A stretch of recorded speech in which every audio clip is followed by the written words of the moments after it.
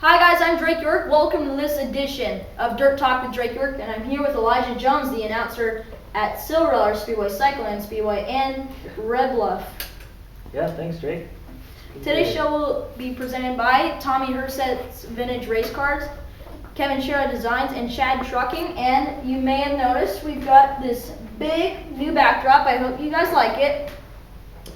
I'd like to give a shout out to our 400th person to like our Dirt Talk with Drake York Facebook page. Steve Curtis, thank you for liking Dirt Talk with Drake York. And I'd also like to thank my Aunt Shannon, who donated a tripod so we don't have to use a generator and pennies to balance the camera. So Elijah, let's start this off. How were you introduced to racing, and after that, how were you introduced to announcing? Well, I was introduced to racing when I was just a little kid. I don't even remember. I couldn't have been about a month old. I got to go to Silver Dollar with my family. And then when my mom met my dad, Rick, we started going each and every week. And that's actually when I met your parents, Jason and Julie as well. We went and we would cheer on them all the time, and then we'd go in the pits. And it was pretty cool because Jason was the only driver that when I would go into the pits, he would say hi to us individually by name. Like, he would remember our names, and it was the coolest thing when I was a little kid. And so growing up, I always liked Jason and always got to go to Silver Dollar. And then by doing that, over the years, I got interested in keeping statistics and stuff like that and posting them on Facebook. And once Troy saw that on Facebook, I was friends with Troy, and he saw that and he says, hey, why don't you come up in the booth one night and I'll give you some pointers. And I was like, all right, that'll be fun. And so I went up in the booth, and he had me start writing a couple of stories, like press releases for like after the races and stuff like that.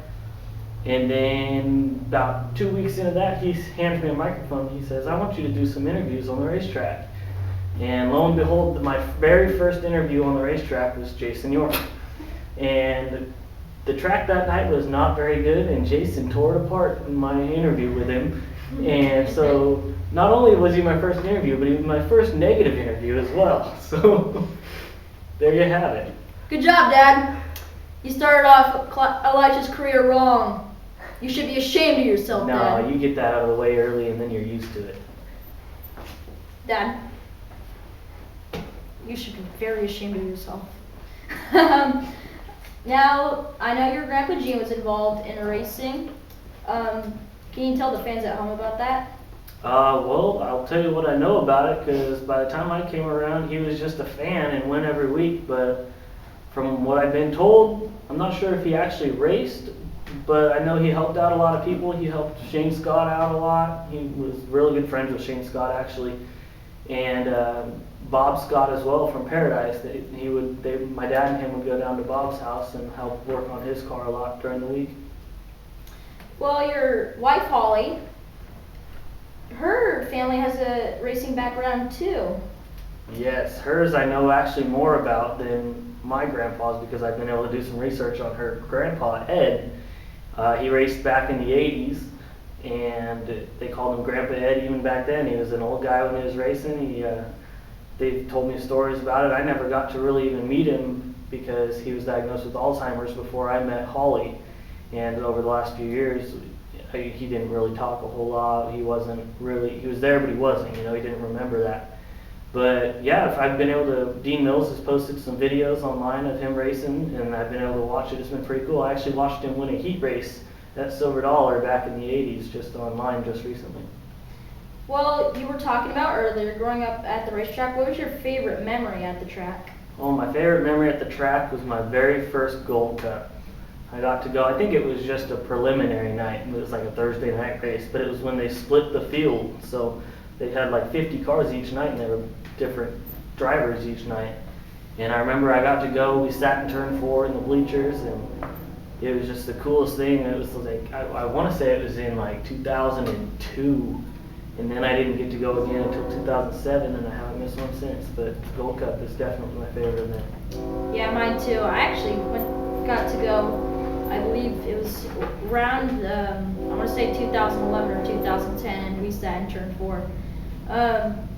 Well, you race BMX. Is that what you like to do other than announcing? I've actually not raced in a while, probably about 7 or 8 months that I haven't raced. Right now I'm just kind of busy trying to get life together, trying to make sure I've got things in order before I move into the next chapter of my life. But I'll get back out on the racetrack. That is something I definitely love doing. I enjoy doing it. And it's taken me a lot of places. I got to race at the Expo Center in Tulsa, Oklahoma, where the children were. So that was pretty cool.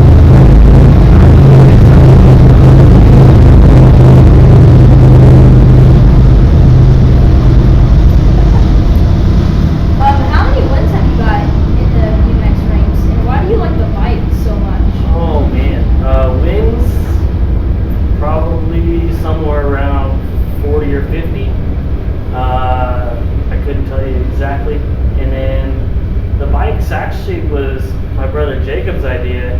He wanted to start racing bikes in 2009. And I was like, heck no, I want to race on that track, because the racetrack was right next to Silver Dollar. And my parents were like, well, we can't afford that, so it's this or nothing. I said, I don't want to do it. Well, I went out there with the family that night, the first night Jacob raced, and he went out there and he raced and got a trophy, and I was like, well, what the heck? I didn't get anything. I'm like 16, 17 years old, and I'm still like all jealous of him. And so the next time we went out there, I raced, and I beat him. And that was the best part about it. My favorite part about racing was when I got to race my brother and I got to beat him. Well, your brother Ricky, you guys seem to have a good relationship. Has it been a little rocky, or is it all thumbs up? The only time that our relationship was rocky was when we shared a room when he was a baby and he would cry in the middle of the night.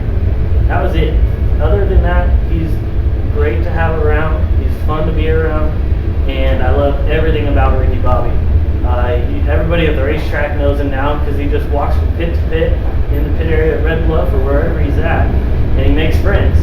Last week in Red Bluff, I went to look for him after the races, and somebody I don't even know came up to me and says, "Is Ricky your brother?" And I said, "Yeah." And they're like, "Well, I just want to tell you how well-mannered he is and that we fed him." And I said, "Of course you fed him. He's always looking for food from somebody."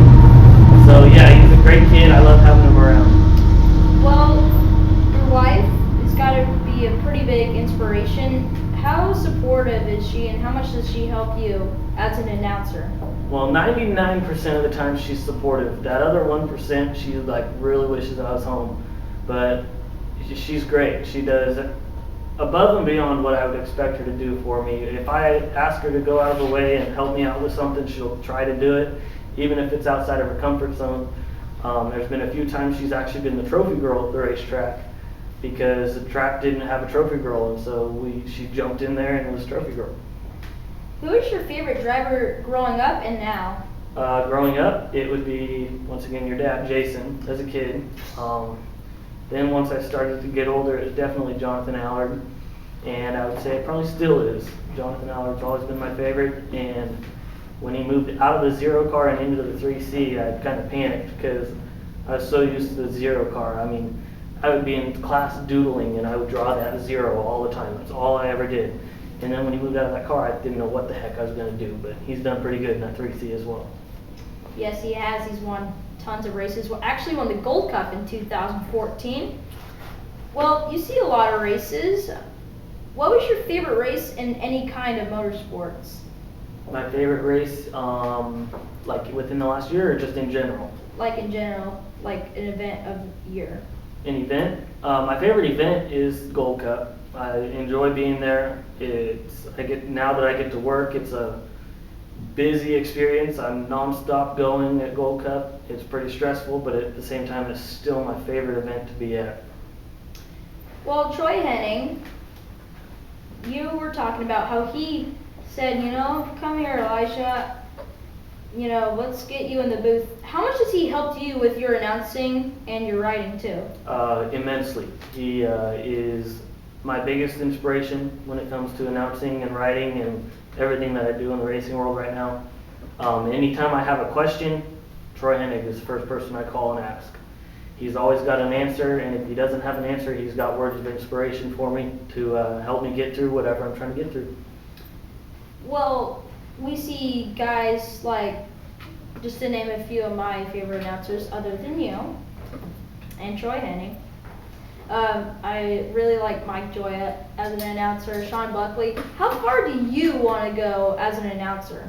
As far as it'll take me. Whatever doors open, then I'll walk right through them.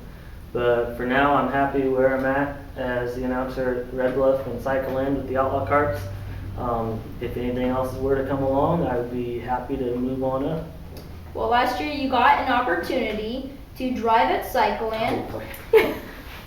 How did I know this was coming? Yeah, you can thank my dad for that helmet Yeah. and suit you borrowed. What was that experience like for you finally getting a chance to drive? Oh, it was absolutely more than I would have ever expected it to be. It was exciting and my adrenaline was going, but it was difficult. I thought I could get in that car and I'd be quicker than all, you know what, and be able to catch on quick. And I think I spun out about 5 times, and I think I only completed about 4 laps the whole night. But I did good. In my head, I think I did a little better than I thought I would, but it's all right. Yeah, Troy Henning was in the booth subbing for you that night, and I was there, and you were hot lapping. You came off and turn 2, and you're like, whoa! And he's like, look at those arms! Yeah, well, I hit the wall in qualifying, and when I did that, I broke the brakes, and I didn't realize that. So throughout the heat race and the B main event, I didn't have any brakes. And so in the B main, I spun out once, and then on the restart, I was going down the back straightaway, and there was a wreck in turn 2 that I didn't know about, so we were coming to take the yellow. And I went to go to the bottom in 3 and 4, and when I went to the bottom and tried to get on the brakes, there was no brakes, and I just clobbered this guy on the outside. I think his name was Troy DeGayton. And I thought I was going for a heck of a ride, but I just bounced off of him and stopped, and I was kind of glad at that point that my night was over. Well, what's your dream job? My dream job is announcing. I mean, if it were to become a full-time thing, I would be happy. I would just, but right now, I'm happy working where I'm at. I'm at a company called Baker Distributing. We sell HVAC and refrigeration equipment. But like I said, announcing is what I want to do, and if I could make it full-time, I would love to. Well, Red Bluff Outlaws, what you're doing right now, is in the winter, and then you have $0 Speedway and Cycleland in the summer. What is that like for a year-round racing schedule? It gets pretty hectic. I start planning my schedule for the summer in January, and I start planning my winter in about June. So I try and get it all worked out to where it runs smoothly, because I got to know where I'm going to be and when I'm going to be there. Did you track the amount of races you went to last year? I want to say it was like 66. You are exact. 66 races I went to last year. And that counts a couple of races. I went to a NASCAR race, I went to a Supercross race. I've got all that kind of stuff in there as well. Is that a good amount of races for a year? Yeah, I'd say it's a pretty good amount. If I go any more than that, my wife might leave me. So I gotta try and limit that one. Did you announce all of them? Or, well, I actually... announced at about 50 of them. There was about 16 races I went to that I just got to go to and hang out as a fan. Well, looking at your post on Facebook, you like to collect vintage stuff. Why do you like to collect stuff like that? I just have always had an interest in that kind of stuff. I mean, I would take anything from anywhere. I've got side panels from sprint car wings. I've got broken parts of sprint cars I found on the dirt. It may not even be a sprint car, it might be a hobby stock that I picked up this part off the dirt and took it home. But yeah, it's just something I've always liked to do. If somebody's got something they don't want, I'll take it gladly. Well, that's going to wrap up our show today. Thank you, Elijah. Thank you, Drake. I was glad to be here. Today's show has been presented by Kimball Midwest, Pappenhausen Automotive, Smith Racing, and Pedersen Motorsports.